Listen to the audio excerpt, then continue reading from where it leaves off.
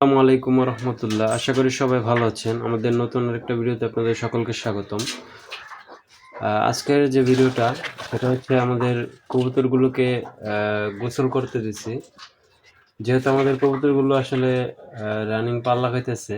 গত 12 তারিখে একটা পাল্লা ছিল এবং এই কদিন আমরা কোনো পাল্লায় বের হই নাই। এই এই হচ্ছে আমাদের কবুতরগুলো। আজকে হচ্ছে 24 তারিখ নভেম্বর মাসের 2024। তো এই হচ্ছে আমাদের ৬টা কবুতর।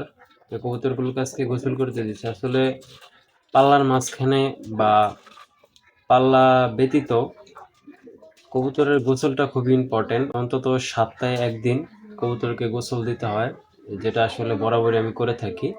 কবুতরগুলো যখন পাল্লা খায় কবুতরের শরীরের মধ্যে একটা একঘেয়েমি ভাব চলে আসে। ওই একঘেয়েমি ভাবটা আসলে দূর করার জন্য, কবুতরের শরীরটা একটু ফ্রেশ করার জন্য মূলত কবুতরকে গোসল দিতে হয়। কবুতরটাও ভালো থাকে এবং কবুতরের পারফরম্যান্স খুব ভালো পাওয়া যায়। আমাদের ৬টা কবুতর আছে। আমাদের এই ৬টা কবুতর থেকে আমাদের ৩টা কবুতর এবছর আসলে পাল্লায় আমরা বের করব আবার। আর ৩টা কবুতর এবছর আসলে আমরা মানে লক করে দিব। এই কবুতরগুলোকে আর রোডে নামাবো না। যেহেতু আমাদের কবুতর কম, তো দেখা যাক আসলে কি হয়। আপনারা সবাই দোয়া করবেন। আর দেখা গেছে ২ বা ৩ দিনের মধ্যে আমরা পাল্লায় বের হয়ে যাব। আপনাদেরকে ভিডিও দেওয়া হবে ইনশাআল্লাহ। সবাই দোয়া করবেন।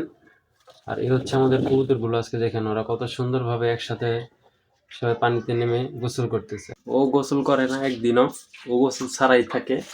আর বাকি কবুতরগুলো গোসল করে সব সময়, এটা শুধু আজকে না। এই যে কবুতরটা আমাদের ২৫ কিলো থেকে সবার আগে যে কবুতরটা আসছে টঙ্গী থেকে কেনা। এই হচ্ছে বাকি কবুতরগুলো। সো এটাই, যারা কবুতর পালেন বা পোষেন তারা অন্তত একদিন কবুতরকে গোসল দেওয়ার চেষ্টা করবেন।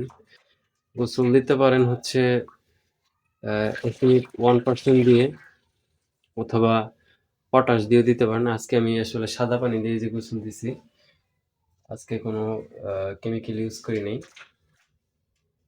দেখতে পাচ্ছেন।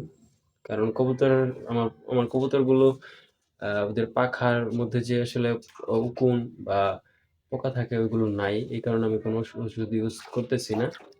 আসলে পোকা না হওয়ার পেছনে আমার কারণ হচ্ছে আমি যে আইপডটা ইউজ করছিলাম কতদিন আগে। এই কারণে আমার কবুতরের মধ্যে কোনো আসলে পোকা টোকা নাই। আমি আপনাদেরকে ইটা দেখাই। এই হচ্ছে, এই যে হচ্ছে আইপড, দেখতে পাচ্ছেন কেন জানি না। এটা ইউজ করলে আসলে কবুতরগুলোর যত ধরনের উকুন আছে বা পোকা আছে শরীরে এগুলো থাকে না। সো এটা চাইলে ইউজ করতে পারেন। কবুতরগুলোকে গোসল দেওয়ার চেষ্টা করবেন সবাই। তো আজকের ভিডিওটা এই পর্যন্তই।